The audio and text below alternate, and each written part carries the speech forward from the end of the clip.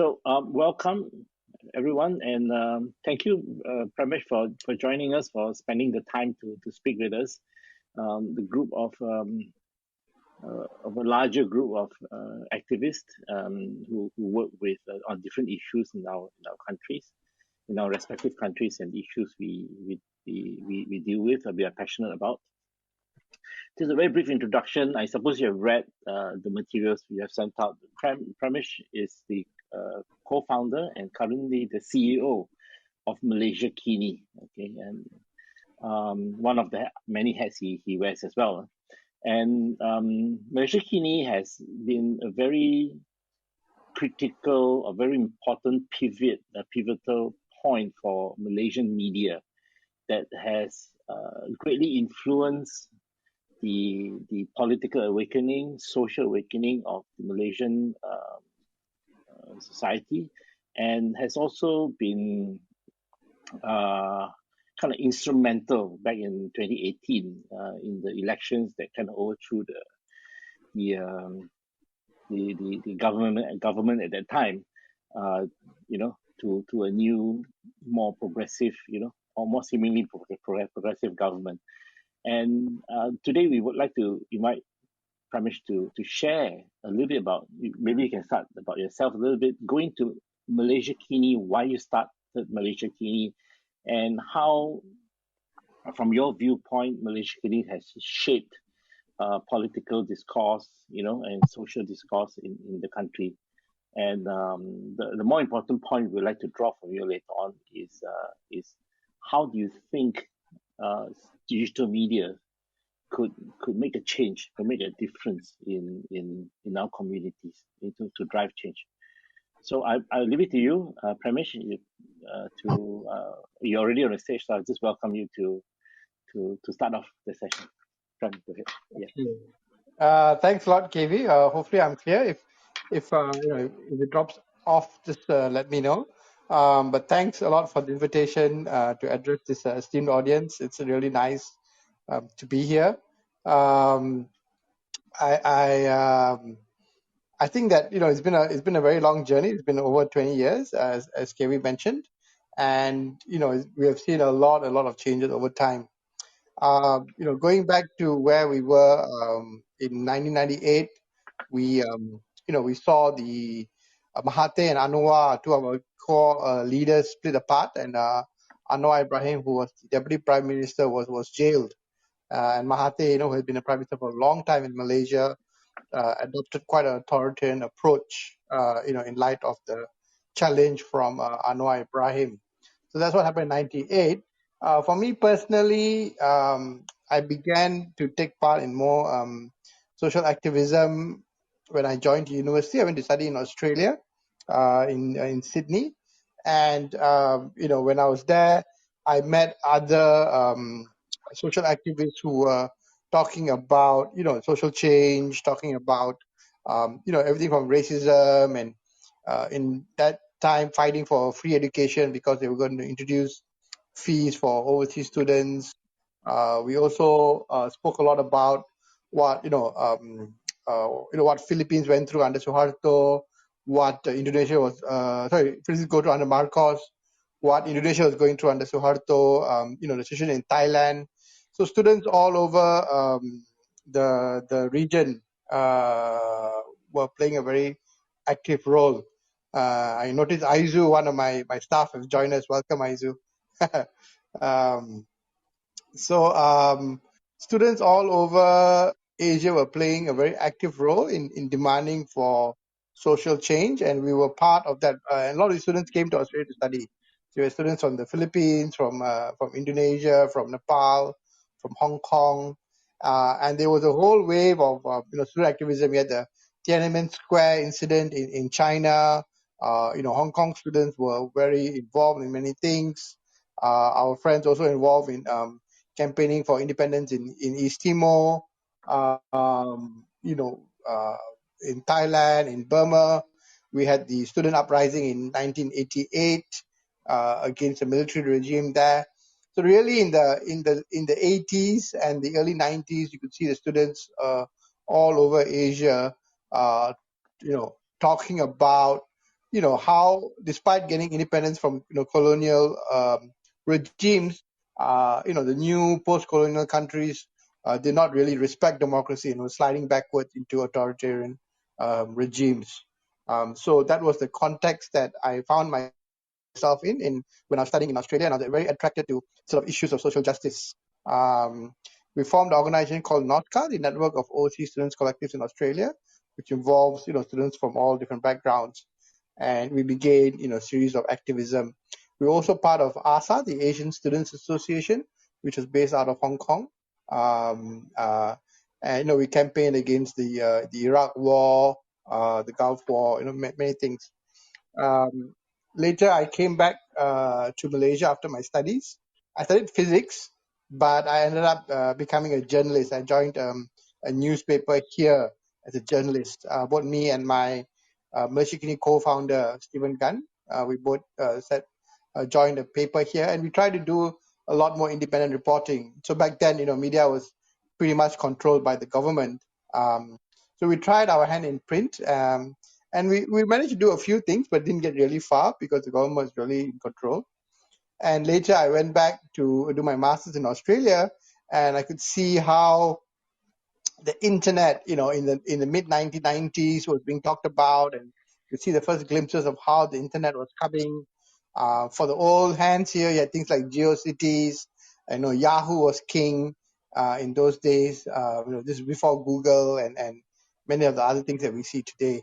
But certainly, you could see a lot of enthusiasm and euphoria about this new way that information could flow across the world. And we had a part about setting up the first internet. We actually set up a dial-up connection from Malaysia into Sarawak, and from Sarawak into Australia. Was the first kind of like the internet-based connection, even before we had things. The government set up internet. We were part of the Association of Progressive Communications, APC. I think KV may remember. Yeah. I'm not sure about the others.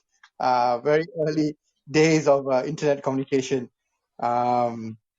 So we did a lot of initial work, and I think that when Anwar was sacked, and you see the split between Mahathir and Anwar, that is when we came up with the idea of setting up Malaysiakini as as a independent voice on independent media in Malaysia.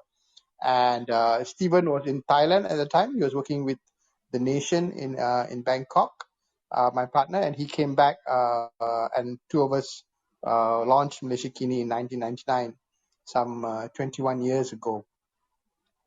We started off with about 6 people.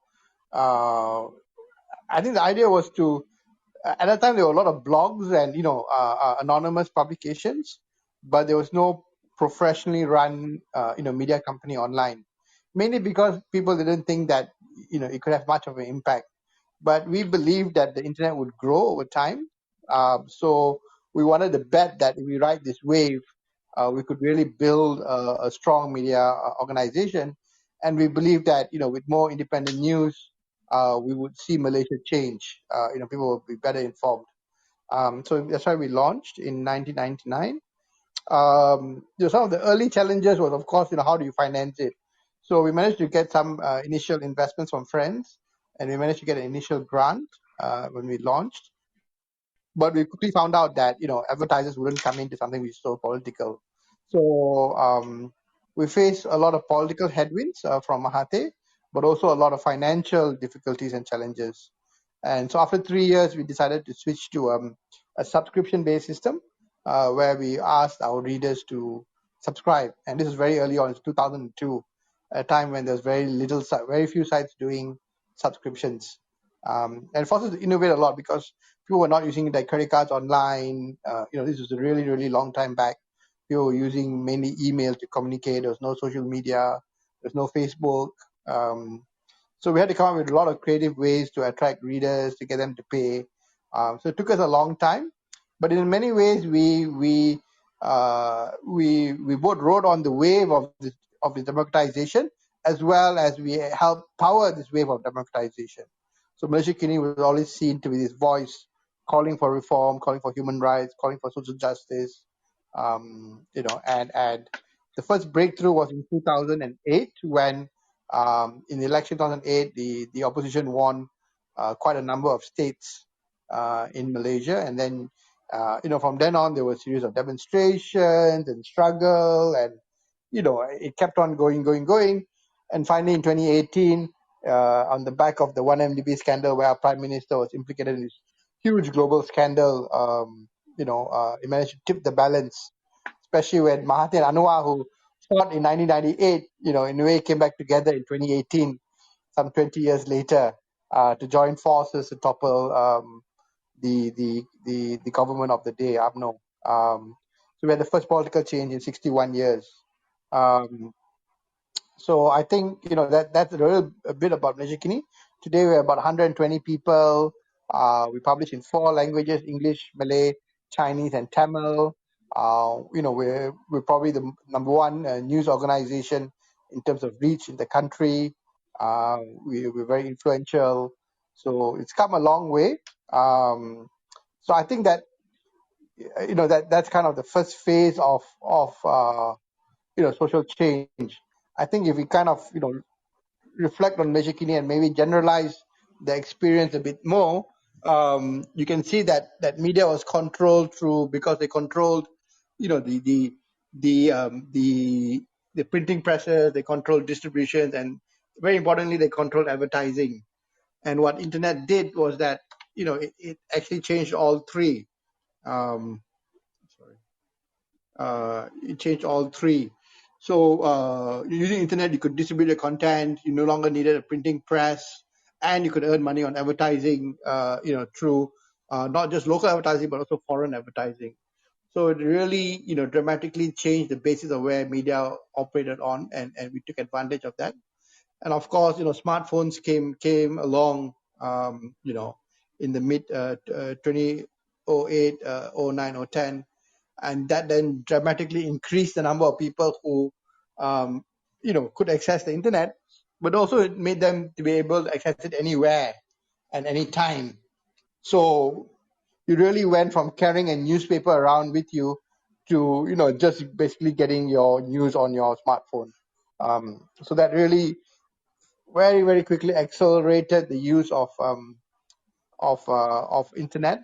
At the same time, had the growth of social media, powered by Facebook and Twitter and others, and that really liberalized the number of news sources online to a huge number of brands, and people started to rely more on their social networks rather than just a media brand.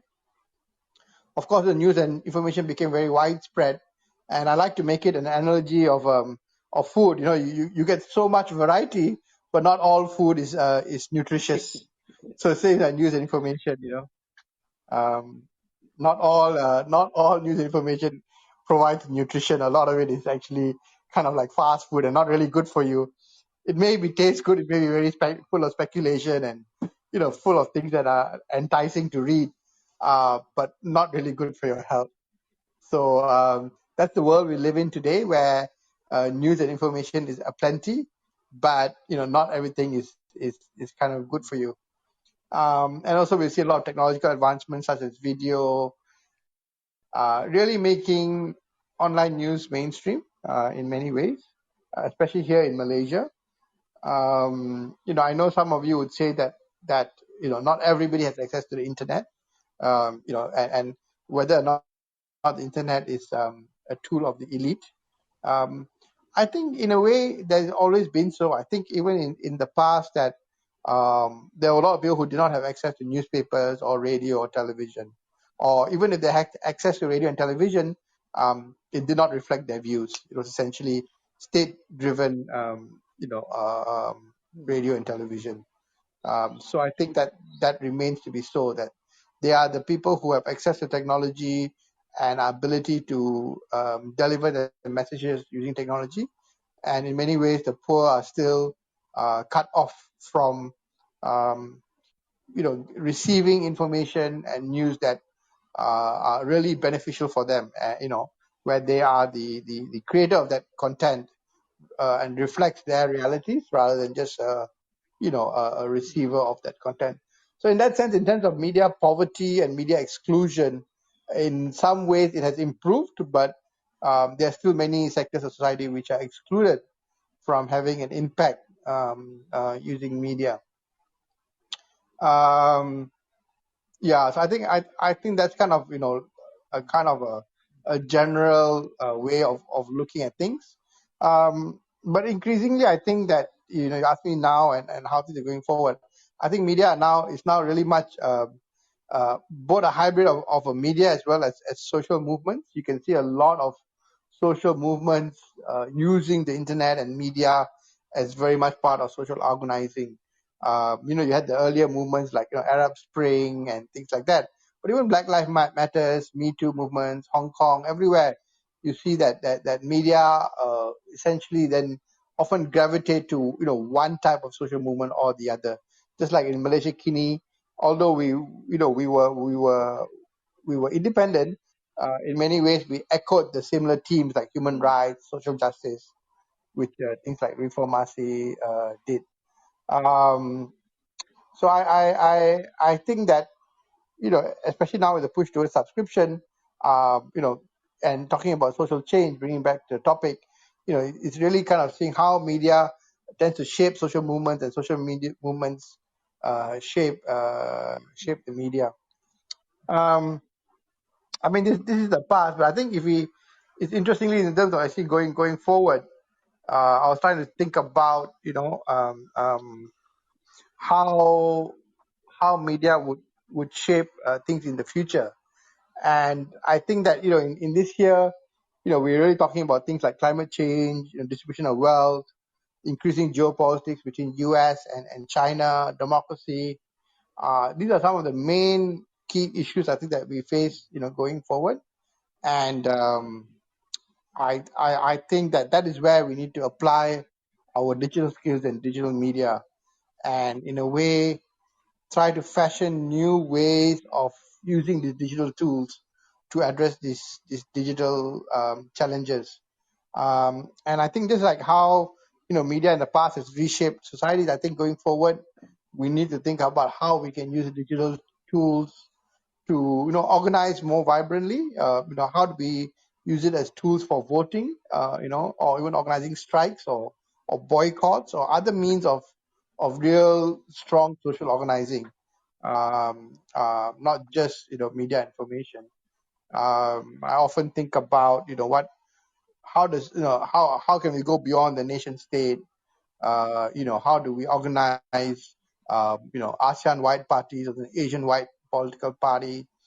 So I suppose these are the questions that I think about, in the sense that we don't want to just do what we did in the past, right? But how do we apply these increasing new tools towards a new type of social change, which is probably required in the next 10 to 15 years.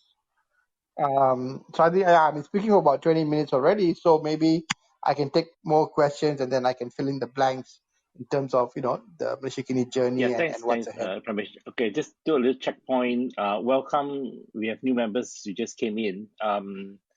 Yeah, if you're new and first time here on Clubhouse, anyone can come up to the stage and ask your questions or give an opinion. Just raise your hand and we will bring you up. If you have questions, you can just raise hand anytime. I'll bring you up to the stage. So thanks for the introduction. It was very interesting. I think a lot of questions are now forming in my head. I believe Doreen and Topsy have questions too. Before they jump in and before the audience start to ask questions, maybe just a question from me. 20 years, what was some of the key challenges you faced in the first 10 years, and the last 10 years, or should I say the next 10 years? What were some of the the challenges that you faced that are significant for us to think about? Yeah, thanks, KV. I think in the first 10 years, it was, it was about, surviving, right? You're kind of a young media, every government's out to harass you. It's a lot of political pressure. So you almost have to be kind of half like a guerrilla outfit trying to figure out, how are you going to get through. So, I think both financial as well as political. So like I mentioned, when we went to do subscription, it was really tough. We had to invent all this new software and new ways of doing things. But it was also very difficult to convince our own organization. Like I remember when it was at a staff retreat when Stephen and I, said that, look, we want to go subscription because if we don't get subscription, we won't be able to survive. And the entire company was against us. There was people were falling off their chairs and saying this is crazy, this is stupid, nobody's going to pay for news.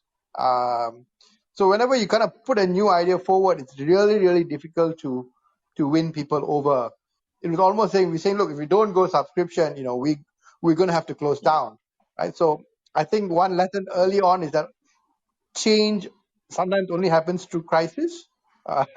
Although we all plan and we all strategize and we think that we construct change, sometimes it's only to a crisis that people are more willing to look at new ideas. Even you look at what a pandemic now, right? Who would have thought that people are willing to work from home, that companies can run from home, etc. If you try to introduce the idea earlier, everybody thinks you're crazy. But when the pandemic happens, you have no choice. Then people start to change, and then you say, "Hey, actually, change is possible." So there are all these kind of things in society that we accept that there's no choice. We have capitalism, we have markets, we have the rich and poor, things that are very fundamental to our idea of war, idea of going to war with each other and killing each other. These are ideas that are so embedded into our society. And what would it take for some of these ideas to go away?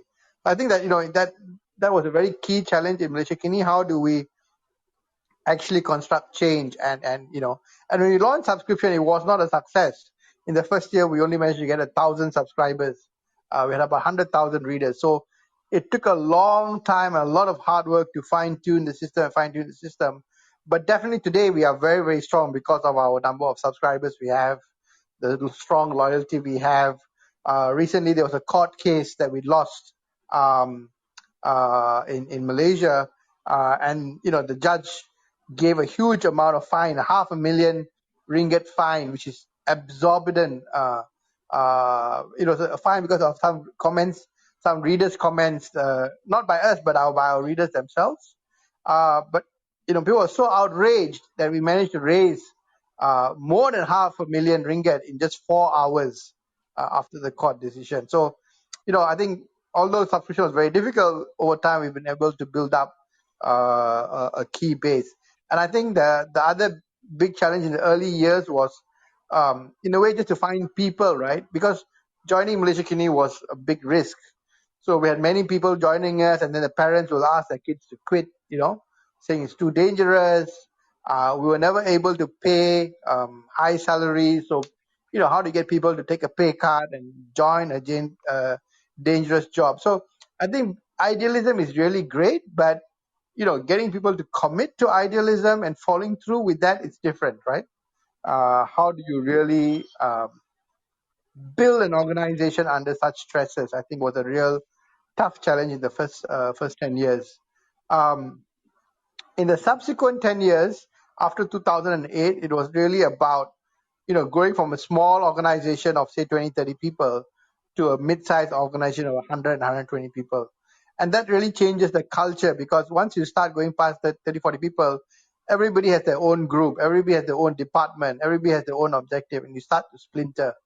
So to try to keep a common goal, a common vision, and try to keep building it, again, all the different stresses, I think it's very tough. Everybody wants things their own ways, right? And the thing about building a social organization is that everybody feels that they are sacrificing. Everybody feels that they're giving up their livelihoods, they're taking risks. So with a very large amount of sacrifice, the more they feel ownership about Malaysiakini and what we do. And when they disagree with something, the more the more adamant they become, right? Because they feel such strong ownership about the mission of Malaysiakini. So I think that was really a big challenge to keep growing and keep it going over the next 10 years. And I think now, Steve and I are running for 20 years, and now the real challenge is to pass it on to the next generation. Both of us plan to step back, and it's all about transition, right? So how do you? It's very difficult for the founders to leave, and how do you transit in such a way that the organization continues with its mission despite not having the founders. So I think that's a key challenge that we're It's very facing today. interesting. Thanks, Pramesh. I picked up two interesting points. One was the the whole organization, how it's structured. It seems like it's structured more like a social organization. Lack of a better word would be a social enterprise in that sense. Am I right to say that? Yeah, Yeah. that's right. So I think Exactly. structuring this way is a very, very interesting way, how we perceive and structure our organization. The other thing I kind of struck me was, the case where you had to raise $500,000 ringgit. That's about 100,000 US dollars, just to give you a frame. And that was done in a matter of hours. And I think it has come to a point that people see not people see Malaysiakini not just as a platform for news and activation, but also as something like how should I say it? It's like a beacon, we need you, we will support you, you help us in this social change. So I think it's the relationship of Malaysiakini and society and the community who are keen to change has come together in a very interesting relationship. So do you have anything to kind of comment on this relationship and how over the years you have kind of built this? Yeah. Yeah, I think that's very true. I think brands today or organizations today have to have this kind of relationship with their either their clients, their consumers, their followers. That's why I kind of describe it like a social movement. And we had this very early on, like when we were thinking about what we're going to do with Malaysiakini when we're not making money. We asked ourselves that, okay, look, advertisers don't care whether we exist or don't exist. If tomorrow Malaysiakini closes down, now this was back in 2001, 2002, I said, tomorrow if we shut Malaysiakini, who will miss us? Who will cry for us, right? Who will say that, oh, I don't want Malaysiakini to die? And we felt that end of the day, these are our readers, our subscribers, our supporters. These are the people who will say, I want Malaysiakini, right? So we said, yeah, okay, it's a small group, but can we build this group? What do we need to do to, you know, keep on building, allies, friends, supporters, and always stay close to the people. So subscription was just one, but Steve and I are very approachable. People can drop by the office, and we see people. We always talk to them. We have open offices. We sit our staff. So the whole organization, was about being close to our readers, being close to the people, being close to the people who support us. We try to avoid separating ourselves from the ground. So, for example, one very important part was the ability of our readers to comment on Malaysiakini. And even though what they said was terrible, and even though we got fined, $500,000 for what our readers said, we refused to close down that section because we said that if we close down our readers' comments, that will distance us from our readers.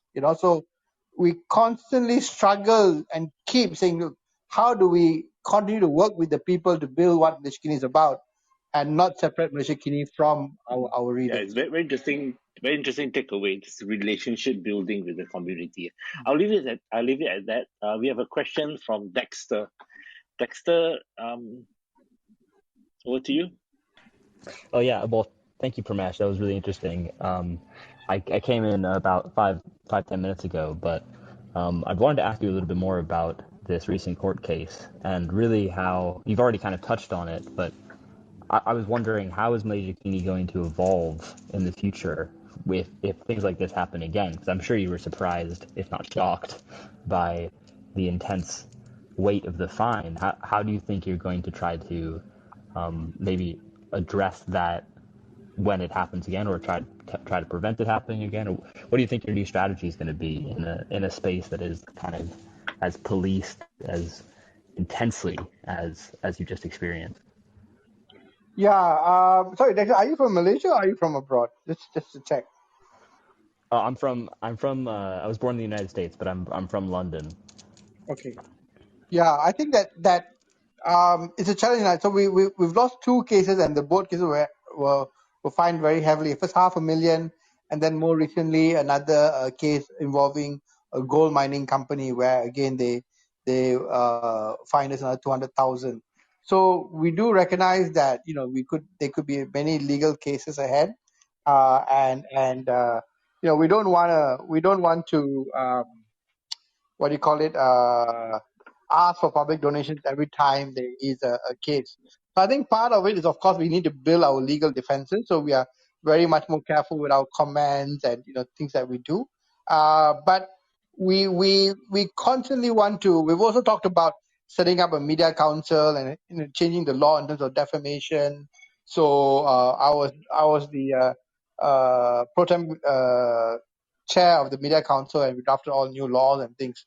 But it's not going to go ahead because we've had a reversal, and there's a bit of a authoritarian government in place. So I think we don't really have a choice but to, in a way, continue to be what we are, and be more vigilant about some of these legal cases. I think that the government also realized that the more they hit us, the more credible we are, the more they see, because people, someone would say, oh Malaysiakini is not very relevant, and then you go and raise 500,000 in 4 hours, right? So it just reinforces how important role that we play, right? So in a way, we try to send a message back to the government that every time you try to take us down, that's just going to make us stronger, right? Mm-hmm. It's time that you take a different approach in dealing with us. So we're not enemies with the government. We have worked a lot with the Prime Minister's department, on COVID, on the pandemic. We are very cordial with um, all the different governments. Even when Mahathir, who tried to shut us down when he was in power, when he was out of power, he came to Malaysiakini to do an interview and to speak his mind because he's getting shut off with the by the government. Same thing happened with Najib Razak after he lost power. So we try to be fair to the government. We're not against the government, but we're going to be sticking to our reporting strategies, human rights, etc. So we're just trying to convince the government that it's better to work with us and answer our questions and trust that we will report independently rather than trying to shut us down. And every time you try to shut us down, we're just going to come back stronger. Yeah, wow, that's an awesome response. Thank you, and it's inspiring as well because it's good for, the independence of your kind of press is really important for, some semblance of democracy, and it makes me think of this concept that I've heard a couple of times, which is being like anti-fragile, where the things that kind of would normally break other organizations or people are actually things that make you stronger, and I think that's really cool. So thank you. Yeah, we focus a lot on this sort of resilience. So, but we are very resilient against attacks, and that's our strong point. But because of that, we're also not really good at growing fast or growing big. So our corporate strategy, our financing strategies, you're almost like a guerrilla army who's good at fighting a guerrilla war, but maybe not so good at running government. You get what I mean? So when you build a Yeah, certain DNA, that DNA also captures you as well, and you have to be conscious of that sort of circumstances. yeah, that makes sense. Cool. Thanks. Thank you. Yeah. Oh, I have a question actually. Yeah. Um, well, I'm not sure if there is any other organization or like media platform that is running this big, the same as Malaysiakini. And if there is or there are, do you think they are your competitor or your alliance? And have you worked with them or kind of like support each other, or you actually see them as like competitors in terms of subscribers or that kind of Yeah, thing? I think there are two sets. There are some of the more government-led media, which don't really subscribe to the same values of independent media, professional journalism. But there are also a lot of our competitors who also share our same values, that, they compete with us to deliver professional, independent news. And they are our competitors, but they're also our friends, similarly alike. There was one case where, we had a Chinese language website, and there was another Chinese language website which was competing, doing good journalism. It's called Merdeka Review, which is like Independence Review. And they were smaller than us. And they ran out of funding and they were going to shut down. They told all the readers that, we can't no longer survive and we're going to shut down. But what we did was we saying, look, even though they are our competitors, they actually do good journalism. And what we did was we launched a joint subscription. So if you subscribe, you get both Malaysiakini and you get this other media company, and we would give them 50% of the income, even though they were very small. So, we were carrying like the load because we were much bigger and had more news to offer. And this was only like, 7 or 10 people, small outfit.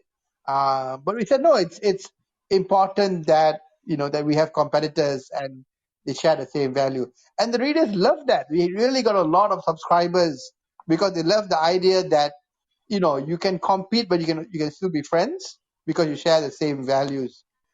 And even when our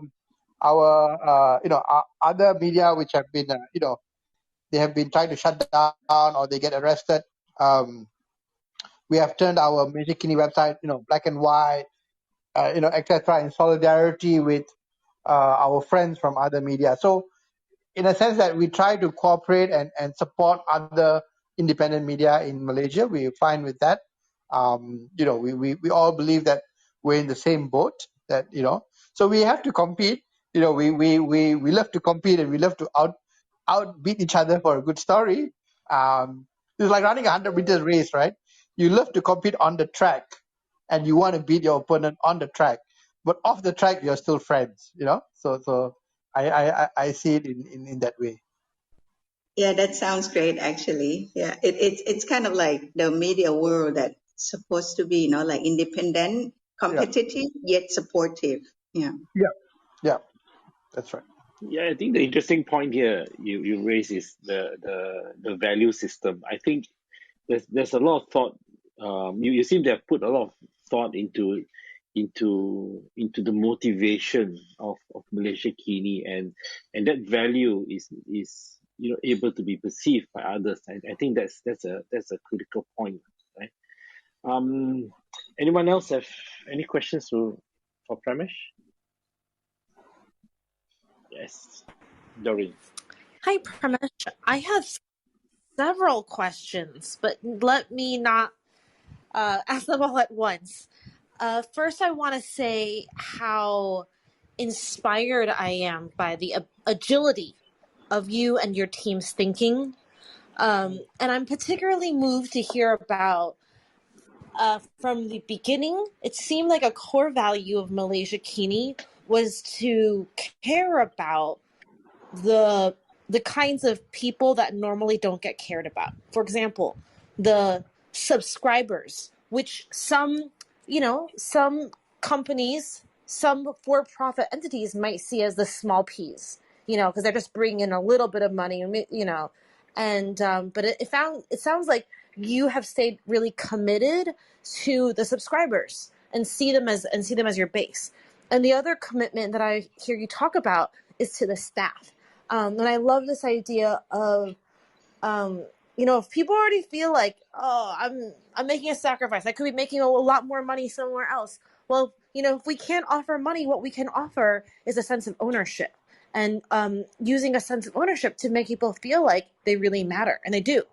So I want to say how moved I am by that, and I would love to hear you talk about how specifically you care about the staff and care about the subscribers. But the other question I want to ask now is, since the topic of tonight is digital media as tools for social change, one thing on my mind is how much digital media has changed from when you started off in the late 90s, and 20 plus years later. I feel like the promise of the internet has become darker and darker. Maybe the late 90s, it was this kind of pioneering space with this sense of freedom, but now it feels like the internet is increasingly this like just a blatantly for-profit space, where we're just being fed on. And my question is kind of big, but I'm like, how do you maintain hope about the internet Okay. Yeah. as a space to really have true dialogue and to build what we care about, building compassion for each other? Sure. Okay. Let me take your first question, and then if I forget, I'll come back to your last question. I think for staff and subscribers, Stephen and I come again from a kind of a social justice center left background, right? So it's really helped that both of us kind of agree on the kind of the North Star of what Malaysiakini is for and what values drive Malaysiakini. I think it's very difficult if you have 2 or 3 co-founders and they have maybe a different perspective. And I think another thing what we did very early on was to divide our tasks. So Stephen is the editor-in-chief, and he's a very good editor-in-chief. And although I used to be a journalist, I left the role of a journalist of doing content, and I focus purely on business. So my job is to, make as much money as we can, but not to in any way erode the independence of Malaysiakini. So I let editorial do their job. I don't interfere with editorial. So we both have a common North Star of what we're about, and then we have our jobs that we need to do. So Stephen's job is to produce the best content day in, day out, to get the editorial team going, to dig up the stories, to really, hold power to account.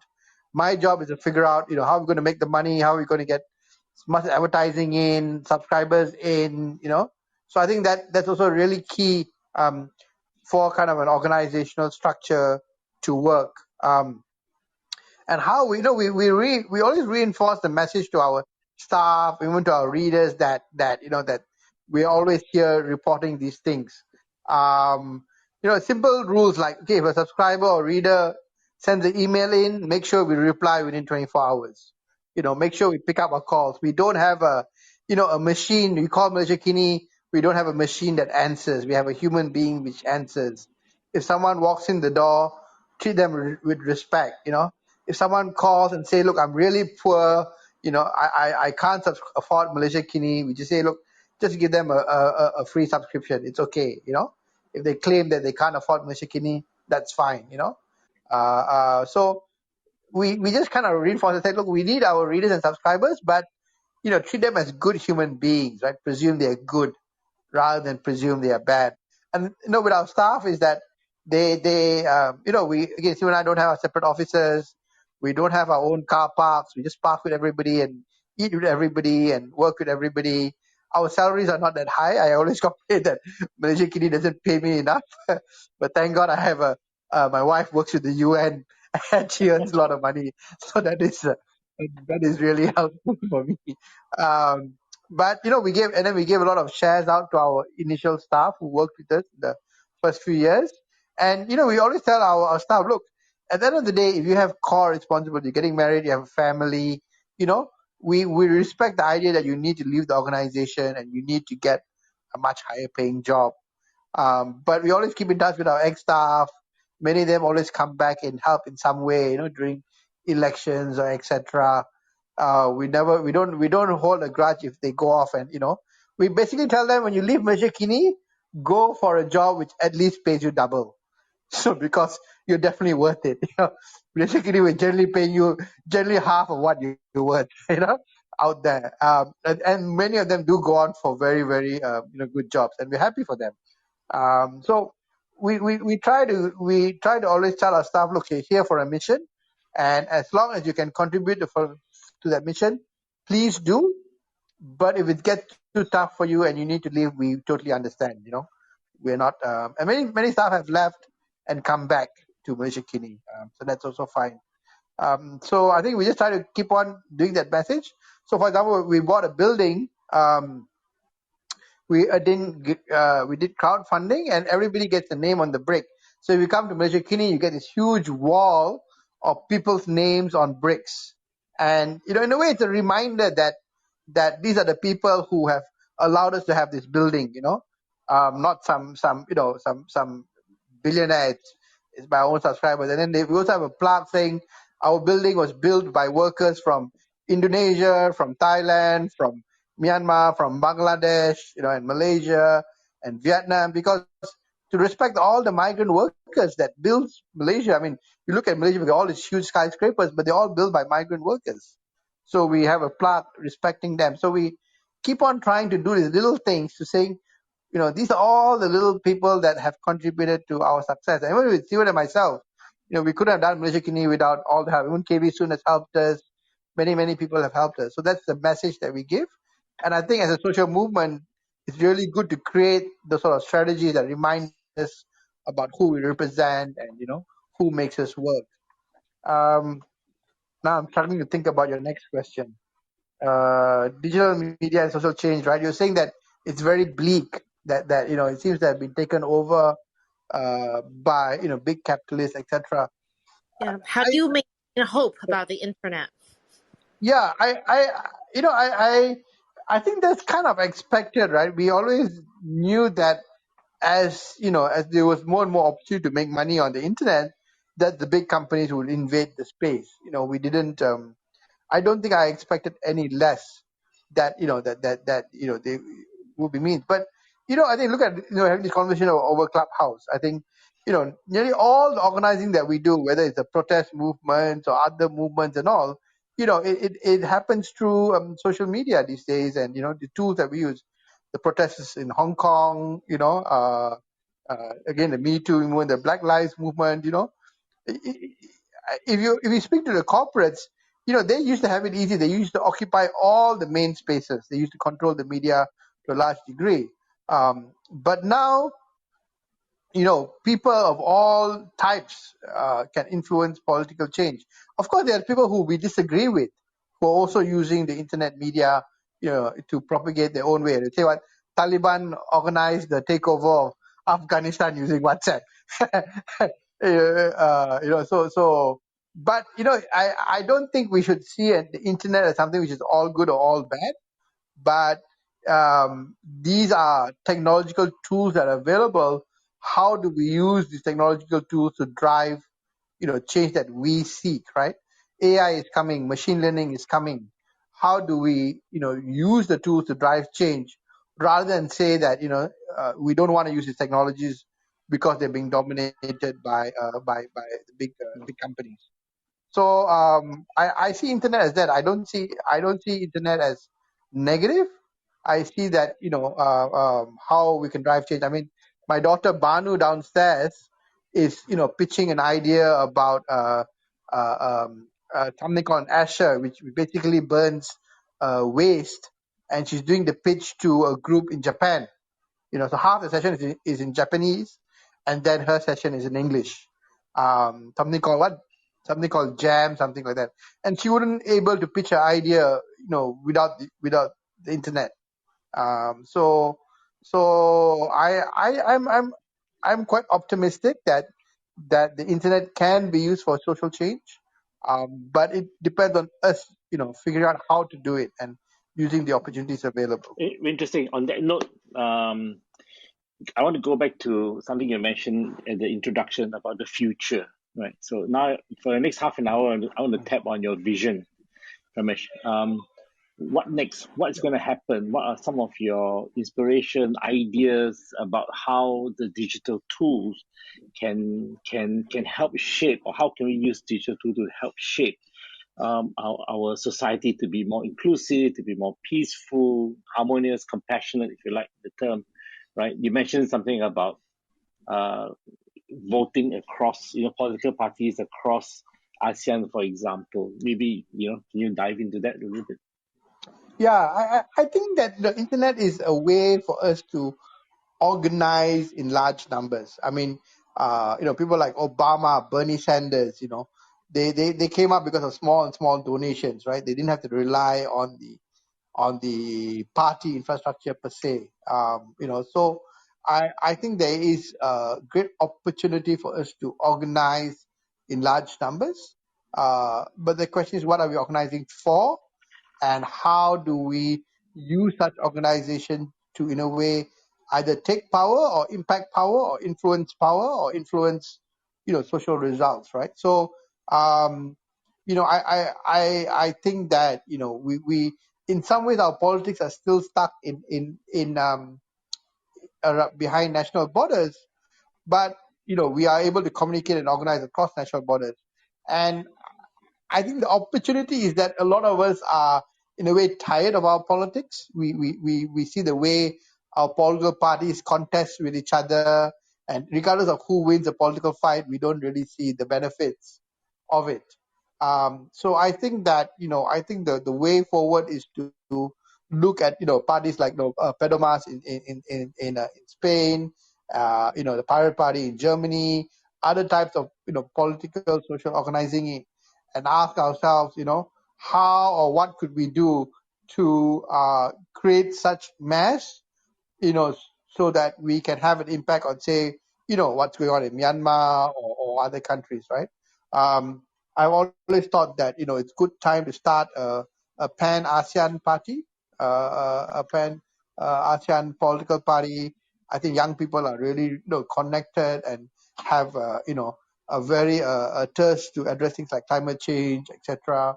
And it breaks out, like, for example, in Malaysia, we're very much caught up in our own politics, right? And then, this party versus that party. But if you talk about an ASEAN party and you talk about larger goals like climate change or inequality, then things change. For example, could we create activist investment funds? If we each of us, say, contribute $10 a month or $5 a month into a common fund, and we do that across ASEAN or across Asia, could we get 1 million people putting in $5 a month? That's a $5 million. And then could we then invest in companies to create change, right? Get companies to change, get companies to take up strong positions. So in US, with the Black Lives Matter movement, a lot of companies had to adopt and change their political positions, and in a way signal that they were in support of racial equality. Purely because even their own staff, like Google staff were organizing, Facebook staff were organizing internally to those organizations. So, how can we form, for example, an Asian or an ASEAN political party or a social movement, and then collaborate with the staff of Google, or collaborate with the staff of Facebook or Amazon, etc., to deliver better results, right? I think if we have 1 million members across Asia, and we then agree that Amazon staff across the world should be paid a minimum wage of X dollars, I think that would be a huge pressure on Amazon to change and say that yes, we will pay all our staff anywhere in the world a minimum wage. So I really feel that there is an ability for us to organize. I think organizing around votes, organizing around activist investment strategies, around strikes and boycotts. These are very, very powerful tools that we can use to put a huge amount of pressure. So let's say we take Myanmar. If we had 1 million people around Asia in an organized way, what are the key points? What are key pressure points could be put pressure on, so that Myanmar would not take a violent way, or give them incentive to handle the matter peacefully, for example, or around climate change? How could we make sure what are the 10 worst companies in terms of climate change, and how could we make them change their investment habits? So I think this is the future that I'm looking towards, and there may be other ideas, right? But definitely, I think more direct participation in democracy outside the ballot box, I think, is the key that we need to create. Thanks, Ramesh. I want to throw you a question, a challenge now. You mentioned Myanmar, and many of us here are passionate and very, very concerned what's happening in Myanmar. What do you think the Myanmar people can do now, to kind of help in their current situation, the political and social situation, and how do you think, using the digital tools, people outside Myanmar like us can collaborate to support them now? Yeah, it's a difficult question. I spent about last about 3 years working with Myanmar media, Democratic Voice of Burma, and a few other Myanmar. So I was there every other month. I was spending time there. So I kind of got to see a lot of things up close, and you can really see the military trying to juggle for a position, and then and then at the end of the day, when they found they couldn't win the election again, this is what the result is. I think we can't. It's a bit hard to say what are the pressure points. Um, I really I've been thinking about it. A lot of people have been consulting about it. At the moment, what we are doing is that Myanmar journalists need to leave. We offer them sanctuary in Malaysia. They are now rebroadcasting using the internal channels were shut down, so they're rebroadcasting using outside channels. Um, I think the telcos have a leverage. So I think Telenor is pulling out. So I think, for example, if you understand the telco networks, whether Microsoft or Ericsson or Huawei are supplying technology, then these are some possible critical points. I think we need to put pressure on other companies who are investing in Myanmar to say, look, they will not accept sort of level of violence. If we are better organized, then I think in our part of the world, China is playing a very important role.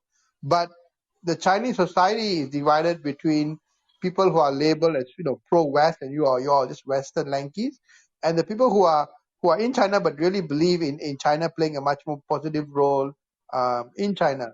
So how can we connect with those groups, right? How can we connect with real social activists in China who want China to do better, and how do we get them to put pressure on China to moderate the situation in Myanmar? So we always go towards the West to help moderate on human rights, but increasingly we need a strategy to engage with Chinese civil society as well, and Chinese social movements. So I think it's a bit hard for us to react immediately on Myanmar, but I think the lesson is to understand what's happening in Myanmar and say, look, okay, if this happens in 5 years' time, what are tools can we build today so that we stop it from happening in 5 years' time?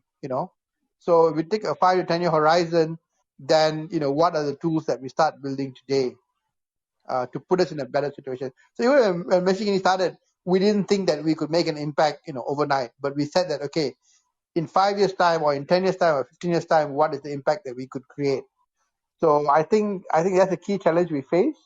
What can we build so that we prevent this from happening in 2025 or 2030? Because I think the way countries are going, we will see countries, because of climate change, because of inequalities, more and more countries, have internal conflict and becoming failed states and things like that. So Myanmar is just the tip of the iceberg, and we need to prepare ourselves. How do we deal with these sort of situations going forward? Interesting you brought up China. China is also developing and exporting a lot of technologies, like the Huawei and so on, right? Do you think that China will overrun, the technology space in this at least in this region? What do you think the impacts will be? I think China has the capability to really develop new technologies faster than, say, the US. I think we already saw it in 5G and in many even WeChat. A lot of the systems that China developed went very much faster than what the US have done. In terms of the number of PhDs they're creating, in terms of AI technologies, instead of the space technologies, nanotechnology, many areas they're going faster. The problem is that Southeast Asia also does not want to be dependent on China. So, for example, with Malaysia, with the 5G contract, they gave the deal to Ericsson instead of China. So there is to what extent Chinese technology is more advanced, but to what extent will the geopolitical situation in a way resist invasion of Chinese technologies. So we don't want, I don't want Southeast Asia to become a battleground between, say, China and the US. So what can we do to, in a way, work with China on a friendly basis, but not become dominated by China? I think is a key question. And I think that, if we all, if China feels they're being encircled by pro-Western regimes, it's not going to help. They're going to get more and more, defensive. combative, True. right? So we need, there was a book written, right? Every time there's an ascendancy of a new power, the descending power and the ascending power goes to war, right? And I don't think we want to see China and US go to war. So we need to create a situation where, China ascendancy is in a way respected without us becoming colonized by Chinese technologies and Chinese What do you influence. think about Chinese digital media? Do you think we could somehow use them or work with them to influence change, say in Myanmar or other parts of this part of the world where the governments are a bit more authoritarian? I think there are so many different impulses in China, right? I mean, just like US and the West, and it's not a monolithical. So we held the first Asian New Media Conference in Chinese a long time back. I think it was in about 2009, 2010, where we got the Chinese media from China, Hong Kong, Taiwan, and Malaysia. So the main Chinese media in Asia got together, and it was a group of about 30 people where we talked about, how the evolution of Chinese media, right? And then we're still developing. So we work very closely with the Hong Kong University and the Taiwanese, etc. So we're partnering with the INEB, which is the Hong Kong-based media. So we constantly try to invest in Chinese-based media. So we were looking at what would a dual language English-Chinese regional media look like. So that the idea is that we need to build inroads with people in China who are more open-minded and progressive without being seen as, Western inclined or trying to be, we're not an enemy of China, right? So how do you create that sort of engagement? It's a bit tricky, but I think that we can find some inroads, and there are opportunities. China is very interested in Malaysia. So I think there are some opportunities that we can create. Okay, thank you. Very interesting discussion so far. Anyone else want to chime in this discussion? Pramesh and KB or Vidya, I want to say that I worked with Chinese environmental activists for many years. And it's one of the biggest questions on my mind is, I feel like I see a lot of connections between social movement people across the region, but China is behind this. There's like a kind of China's a different world, and it doesn't always seem clear how to bridge those worlds. And so that's one of the major things on my mind, and I'm really glad that you brought that up, Pramesh. Pramesh, I have some other questions for you. I'm going to ask two at once again and see if that works, or if it's too much for you, let me know. Okay. One is you talked about your daughter and how your daughter, was pitching, and it was really interesting. So I guess I think about as you think about your daughter and your daughter's generation and future generations and the increasingly digitized world that they are coming into, what kind of skills and capacities do you hope that they have, both hard skills and soft skills? So I ask you as a parent, and I also ask you as somebody who is thinking about social movements and the present and future of social movements. Okay. So that's one question. Yeah. The other question I have for you is, so we're a group of engaged Buddhists, and what is your spiritual or religious background? And what do you see as the role of spirituality and religion in the new digital age? Okay. Yeah, so this is kind of like more personal, my family. So just a bit of background. I married someone who I knew from school. Her name is Sham Sarah. She works with the UN. She now works in Fiji, where KV also spends a lot of time. And she works with the UN FPA, the population program there. But she was also a bit of a social activist. We both when we met, we were not activists, but we both happened to go on the same path. So, it's been really good to have a partner which, shares those values. That's really good. We have 4 kids. My eldest is 25, trying to remember, 25, and my youngest are a pair of twins who are 17. 3 of them are stuck in New Zealand. I have not seen them for 18 months. My daughter, who's in UK, just came back, so it's good to have her here. So so I think that's my kind of family background.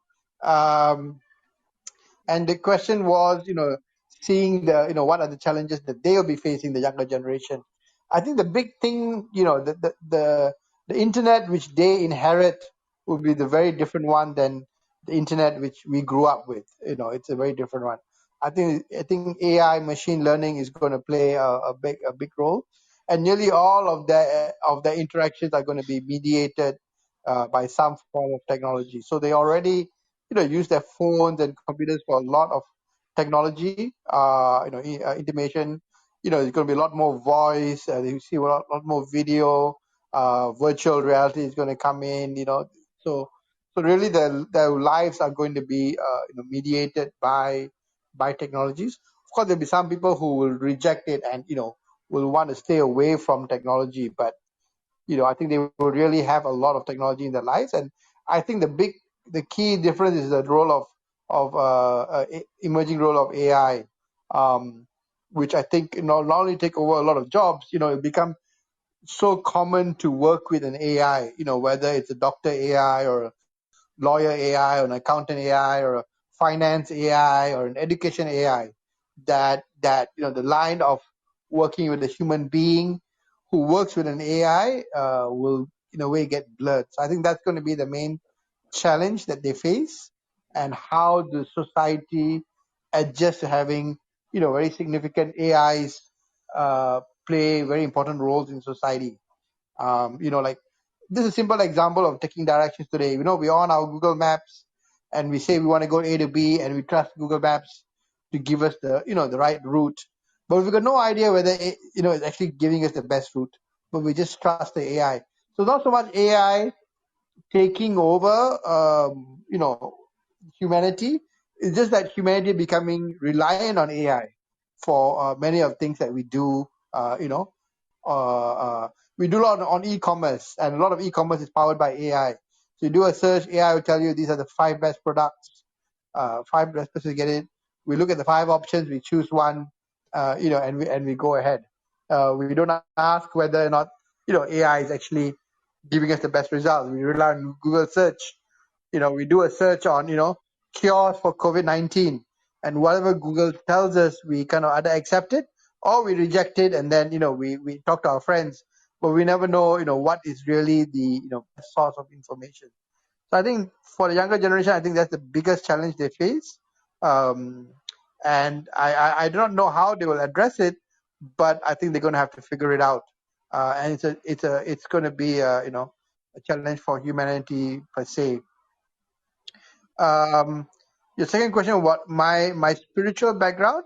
I was born a Hindu, but my parents were not very religious. I on my Facebook page, it says what spiritual but not religious. So I believe in a sense of spirituality, but I don't believe in going to a temple or being the religious practice per se. And much like when you say you're engaged Buddhist, right, where you're using Buddhism as a source of inspiration and philosophy and understanding the world, rather than maybe going to the temple literally, and so I'm more on that. My degree is in physics, so I do a lot of work in science, and I have done work on quantum mechanics and things like that. And physics has also evolved a great deal in the last 20 years. And it's really interesting that the more you work in physics, the the link between spirituality and the physics of our world become, in fact, closer together rather than actually different apart. So the more science learns about the world of nature and the universe, the more role spirituality seems to have a role in it. So that's very interesting. So yeah, I think that's my kind of spiritual background. Part of my question, Pramesh, was also, what do you see as the role of spiritual new digital age? I think that if we, for me, if I interpret spirituality is a sense of combination of morality, of ethics, of understanding the kind of the universe and how the universe operates, and sense of humanity. And I think that we that's a really good lens to see the evolution of society and see what we need to do about the social justice and the challenges that humans face. So I think spirituality for me is a sense of grounding that this is the humanness of us. That it's like the other day I was asking myself a question. Between being selfish and being selfless, and it's a kind of like, who are we living for? Are we living for ourselves, or are we living for others, right? And because my kids are all growing up, and I'm feeling that all my kids don't need me now. I'm suffering the emptiness syndrome, like, oh, my kids don't need me. So and I'm thinking about leaving Malaysiakini and thinking about a second career and things. So the question of who needs me is a strong message. So I said that you tie it back to spirituality, is that how do we then give back to larger society? I mean, it's easy to give back to people who are immediately around you, your children, your parents, your employees, your staff. But as these things get de-linked, then you have to give back to society in general. And when you give back to society in general, society may not give back to you, right? So society is not saying thanks, Prem, right? So how do you reconstruct your social being in a society that you give to but doesn't give back to you? And I think that's kind of a major question that occupies my mind. I don't know whether I'm making any sense, but yeah. I loved how you said, I loved how you boiled it down to that very core human question of who needs me and why do I exist if I might not be needed, and how that's connected to spirituality and our purpose in the world. If people have questions, I really encourage you to use our final couple of minutes to talk with Pramesh. Yes, Dexter. I just thought it was interesting how you said you've studied physics, and I haven't studied much physics myself. I read a little bit of Stephen Hawking, but just the bare bones. And it is interesting how the more that you study the physical world, the more you might be studying the Tao or other different ways of viewing the universe, more of a spiritual lens. That was just a side note, though. I was really curious to pick your brain about what you think the role AI can play in filtering kind of fake news, or providing a selection of content that might actually be better curated for maybe diversity of opinions, as opposed to a siloed news feed where you get all of your information is coming from center left or far right news channels. Do you think there's a way that AI could be optimized by a company or an app or Malaysiakini to help diversify people's awareness of news? Because I think that's another threat when it comes to media in the digital world and how people consume it. It's very easy to get stuck in echo chambers and siloed information. So I was just wondering if you have any thoughts on that. Yeah, we've done some work in that area. We try to look at the structure of news and disinformation and things. and we found two aspects. That one is that, how do people recognize disinformation when they receive it, right? It's through WhatsApp. You could be coming from your grandmother, whatever it is, right? How do we, in a way, build media literacy and provide people with tools saying, hey, maybe I shouldn't believe this. I should, in a way, check whether this is true. That's one part of thing. But if you look at things of vaccine and stuff like that, it's not just kind of a small disinformation. It's kind of like there are like different schools of thoughts, and people get caught in the echo chamber, right? Which reinforces a particular type of view, a lot of discussion and things like that, and they kind of get sucked into a view, and they see the other side of the reporting, but they don't value it. They say, oh, this is rubbish. This is part of the other side. It's all lies. So the challenge is two parts. One is how do we use a little bit of AI to prevent the spread of disinformation. That's one part. The second part is to allow different points of views, but to expose the people to another point of view.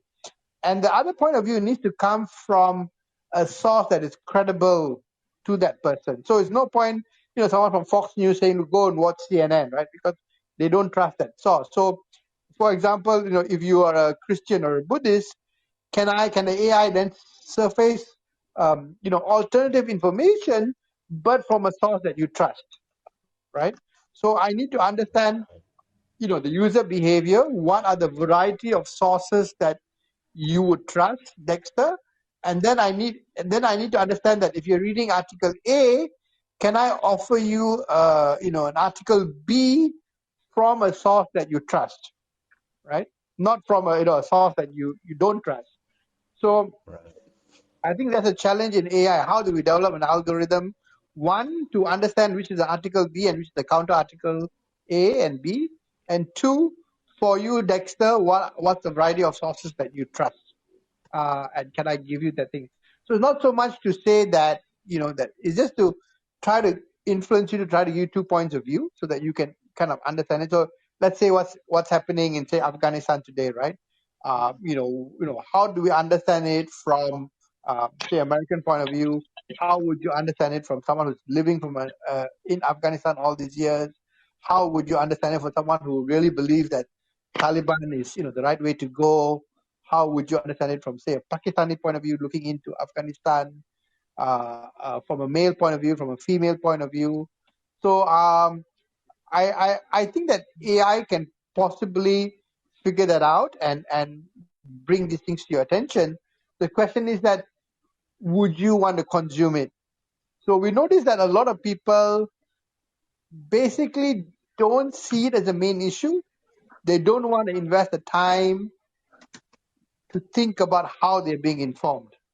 Like I said, if you want to buy, if I want to buy something online, I go to my favorite Amazon or whatever it is, and Amazon says, look, there's 3, products available. I choose one and I'm done, right? So it is not so much whether AI can surface that information. What would it take for people to consume that information? I think is the bigger challenge. Yeah, that's a really good point. I hadn't thought about how, we automatically dismiss certain sources just because they're Fox News or something like that. It would take you'd almost have to give up a significant amount of well, I don't really know when it comes to digital privacy, but you have to kind of let an AI observe the types of news that you consume frequently and then kind of build a database or like a working Yeah. use the machine learning algorithm off of that. So you Yeah. kind of give up quite a bit of Yeah. maybe anonymity. Yeah, and of course, those tools are so dangerous right now. We know a lot about brainwashing, right? So if I really understand, a lot about your behavior, it's probably quite easy for me to actually, lead you into a certain way of thinking. So, is it, to what extent do we want to have such AIs is another type of question. Definitely. It seems like we more need to encourage people to do that work themselves, as opposed to give it to them and make it kind of falsely easy, but then they give up all sorts of valuable data that they don't really understand the value of. Not that I do either. Okay. Thanks. We have a question from Rita. I can't see her on the stage. And Rita, are you on the stage? Oh, yes, Can we you can hear hear me? you. Right. Yep, I can hear you. Okay, hi. You know, I think Mesh, you just touched on I think where this whole conversation's been going anyway. How do we sort of use our own common sense? Because when you started talking about about AI, it's like we're abdicating the things that are inherent in us to check ourselves, to understand differently. We're becoming so reliant, so dependent on everything this everything that's presented to us. So I was thinking one of the things that we in our own training through INEB and through the Spirit and Education movement, one of the focus is how we use our hands. And so sort of the balance, you use the word grounding already. And so, you know, I don't see the day that maybe we will only rely with our minds, but, you know, our bodies need to be involved too. And this is where we bring the grounding back into our bodies. It's through our tactile senses, you know, and through touch. And I think that also gives us other information about how we're processing these things we're being bombarded with all the time, right? So, I mean, it's a completely different take on what you've been talking about, but that's sort of what I was thinking. We get too easily carried away with all of the information, and so we have to figure our own ways of grounding ourselves. And I so appreciate everything you've said. It's about especially how your organization has grown and the way we can think about using digital media more in more diverse ways. So thank you. Thanks, Rita. Thanks. Yep. So with that question and comment, Rita, thank you. And with that, I think we have come to the end of our session. It's past 9 o'clock, which we thought we'd end at 9. So I'd like to take the opportunity to thank you, Pramesh, for making the time to share your story of Malaysiakini, your ideas and thoughts, and also the last part to share about your own life. We deeply appreciate that very, very much. And we will continue to keep in touch. Thank you very much, Pramesh. Thanks a lot for taking the time to listen to me today. I really enjoyed. Sometimes talking to people also helps me think through my own ideas, right? So we always learn also by sharing our experiences. Thank you so much for the opportunity. Pramesh, I will just add that you are absolutely needed in this world. Yeah, I agree. I second that. Inspiring and motivating, you know. Yeah. Seriously. Yeah. Well, I hope I'm still needed. I'll not be put out to pasture as we go on. I'll have to catch KB and sit down with KB and have a few. We'll do that. I'll make sure if you ever don't feel needed, you know, there's Taiwan. You can go to Thailand. You know, Rita is in Thailand. You know, yeah. You are well taken care of, Ramesh. Yeah. Okay, thank you, everyone, and good night.